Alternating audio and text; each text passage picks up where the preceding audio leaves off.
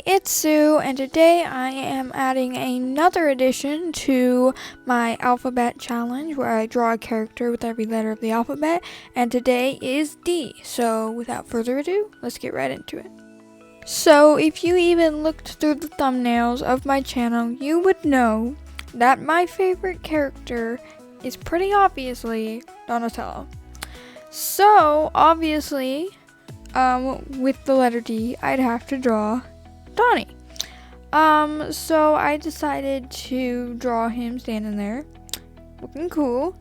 But I also decided to put him in a outfit that I saw someone draw him in. I'll put the art I saw up on screen. I kind of tampered with the outfit a little bit, but overall I kept it relatively the same. So yeah, I put him in a pose that most shy characters would do. He doesn't have a hand behind his back, it's in his pocket. But he's just, looking there, looking like Donnie. So there's not much to say about it. I did give him a duffel bag, which I later looked up a reference for so I could make it look a little bit more like a duffel bag. And I do really like how his face turned out. I've been struggling to draw Donnie for some reason. Like, I went through a spurt of being able to draw him, like, really well in the Rise style. And then, like, all of a sudden I couldn't. And now he at least looks okay. I can't say he looks exactly like he's in the Rise style, but at least his face doesn't look weird anymore. So, I'd say that's a win. I flipped the canvas and then liquefied it to adjust anything that was off balance or anything, and then I went into the line art. I did not have to do a second sketch with this one like I've had to do with my other additions to this series. So this one went a lot faster. Rather than being like an hour and a half, it only took me about 50 minutes. So I'd say that is a big difference time wise, but I do think this is one of my favorite drawings that I've added to the series. I don't know why I said we've. There's only one of me. You guys aren't doing anything. You're just watching. Unless you are drawing along with me. That would be cool, but I don't know. Don't have comments, so can't really figure it out. Anyway, I adjusted the arm so it looked more like he was actually raising his arm and, where the shoulder would be. And I made sure to exaggerate the folds to the best of my ability, because I saw a reference someone had drawn of Donnie in a similar pose, and I really liked the way they had done the closing folds, so I tried to mimic that a little bit in my art. Here's where I looked up the reference for the duffel bag and kind of implemented it into my art. It definitely is still pretty simple, but I do think it adds a little bit of character to the design.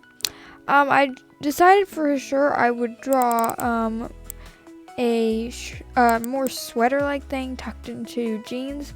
Drew it a little bit too high up at first, so I had to move it down. And then I just drew the close in. I did draw a belt loop, but there technically should be the belt buckle there.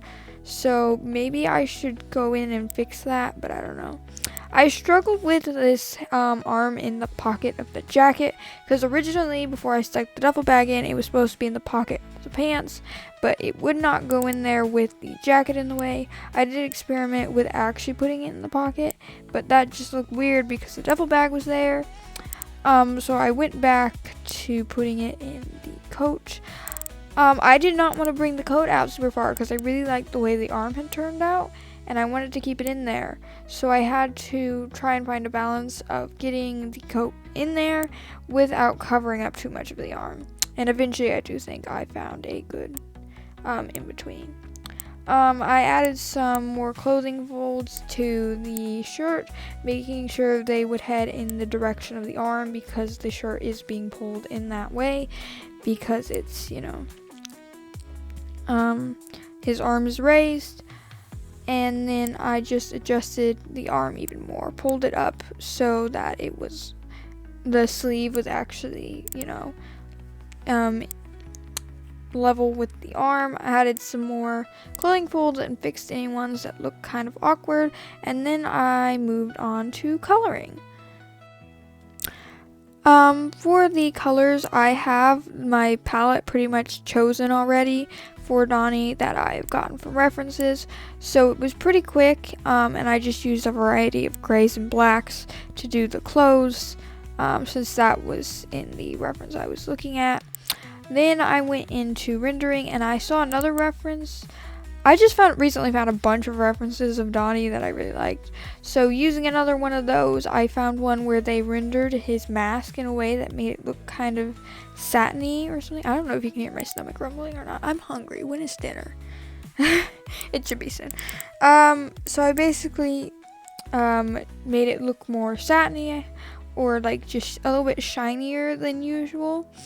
And then I went in and added some shadows with a multiply layer, adjusting the color to be a kind of warmer or cooler tone of whatever I was rendering.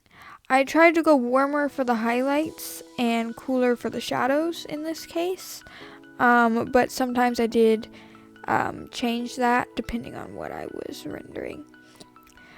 So here I'm doing the skin, just adding some more shadows, and in this case the light source is coming from the our upper left, his right. It's always so confusing with art because you never know if you're talking about the character's right or your right, or their left or your left. So this was my first pass of shadows. I just tried to shade where any shadows would be cast, as one does. And I just made sure to darken any areas that wouldn't be getting light, shadows. I'm just waiting for the second shadow layers.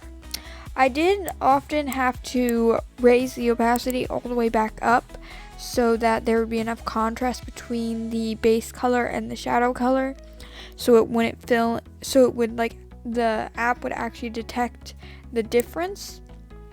Because if there's not enough contrast between the two colors, IBIS Paint won't detect it, and then it'll just fill in the whole thing, even if there is a line there. So you gotta make sure you have some contrast between your colors, enough for it to recognize there is a line there.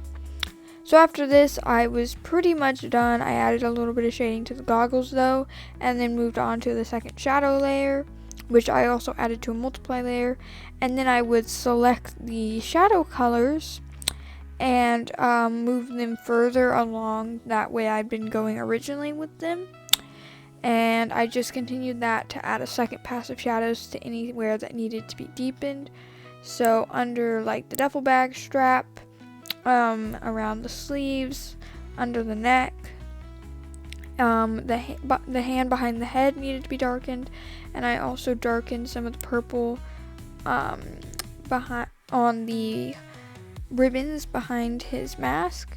Added another pass to the duffel and to the side of him that's opposite the light source, and just kind of finished off anything like that. I also added a shadow under the cuff on his sleeve. And I do believe I added one behind the coat that the hand is in. So yeah, overall I really do like how this picture was turning out. It was really going well, and I wasn't spending too long on it, which was good because I was feeling a little bit lazy since I just painted that morning and I wasn't completely in the mood for art. For the background, I filled it in with a blue, though I end up brightening up the blue later.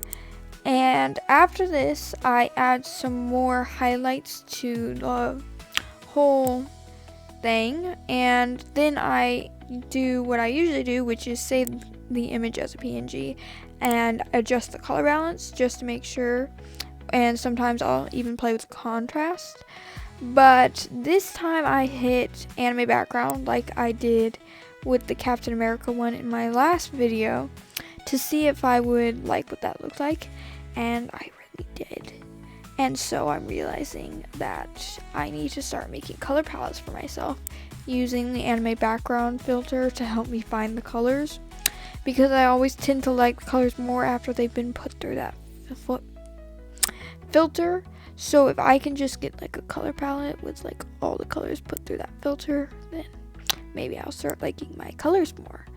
But I added a bunch of highlights to the clothes and then blurred them out so they wouldn't look too shiny, and also faded them out on one side. I then fade them out even more after this because I don't want anything to look too shiny, since the fabric is more of a matte texture, or a fabric texture, rather than a satiny texture like the mask. So I just make sure to make sure that none of the I've lost my train of thought. Make sure that none of the highlights are too bright. And then I was pretty much done. I didn't play with the color balance too much, just kind of adjusted the colors a little bit. So this is the finished artwork. I really like how it turned out, and I hope you guys enjoyed the video. And I hope to see you all in my next video. Bye!